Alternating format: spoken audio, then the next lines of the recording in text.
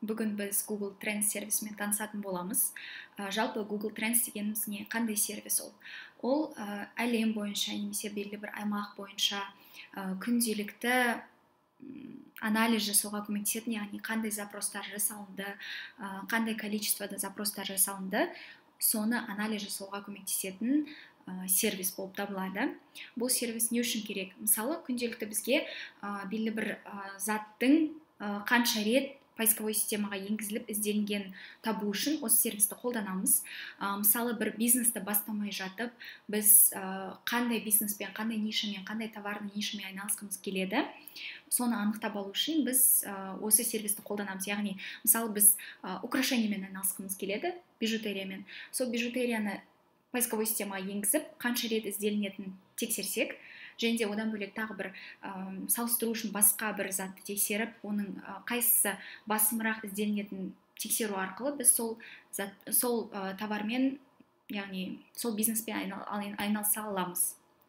Мысалы, бұл сервис қалай жұмыс істейтінін көрсету үшін, мысалы, мен сумканы іздейтін болсам,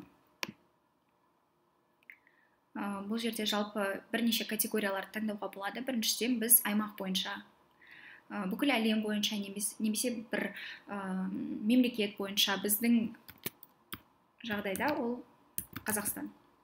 Қазақстанды таңдаймыз. Одан бөлек қанша уақыт аралығын тексергіміз келеді, яғни бір жыл бойынша немесе ай бойынша ма, мысалы 12 ай болсын. Одан бөлек категориялар бойынша ойын керек па, немесе кітап керек па, соны таңдаймыз. Және де оны картинкалар бойынша ма, новости бойынша ма, поиск қалай жасаймыз, оны да анықтап аламыз. Бұл жерде күнделікті, мысалы, сумканың қанша рет ізделінетінін тексерсек болады. 13 мен 19 қазан аралығында сумка 64 рет поисковой системаға енгізілді, яғни сол ізделінді, сол сумка деген сөз.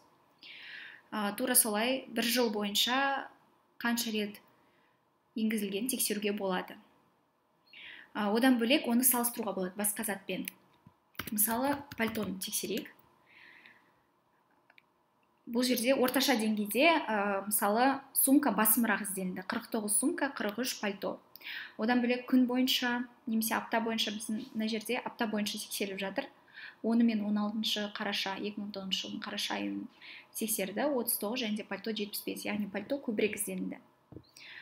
Одан бөлек біз регион бойынша, аймақтар бойынша тексеруге болады. Мысалы, Солтүстік Қазақстан облысы, Ақмола облысы, Қарағанды облысында және де Жамбыл облыстарында пальто көбірек ізделінді, яғни 51% пальто көрсетіп тұр, яғни пальтоны көбірек іздейді. Ал Павлодар, Шығыс Қазақстан облысы, Алматы облысында, Батыс Қазақстан облысында, Ақтөбе облыстарында көбінесе сумка ізделінеді, яғни пальто азырақ ізделінеді. Осылай барлық аймақ бойынша тексеруге болады, 14 облыс бойынша. Одан бөлек жеке-жеке сумка бойынша қай аймақтарда көбірек сумка ізделінеді, сонда тексеруге болады. Мына жерде қатты көп болып тұрғаны, ол ең максималды көбірек ізделінетін аймақтар, яғни Атырау облысында ең максималды 100 рет сумка поисковой системаға енгізіліп тексерілді, яғни қанша рет запрос жасалынды сол сумка деген сөзге, соны тексеретін болады, көрсететін болады. Және де бұл жерде ұқсайтын запростарды көрсететін болады, яғни көбінесе сумка в роддом деген көбірек ізделінеді. Сумка деген бөлек сөз, одан бөлек сөз тіркестер болады, яғни сумка в роддом, ол ең көп максималды 180% көрсетіп тұр, яғни ең максималды түрде ізделінетін запрос. Одан бөлек пальтоны да тексеруге болады. Мысалы, пальто Алматы облысында 100 рет, Қарағанды облысында 96 рет тексерілді, ізделінді, яғни запрос болды сонша. Және де мысалы Ақтөбе облыстарында, Қызылорда облыстарында керісінше азырақ ізделінді.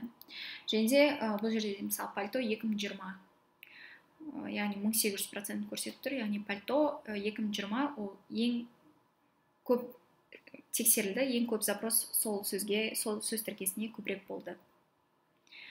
Жалпы осы.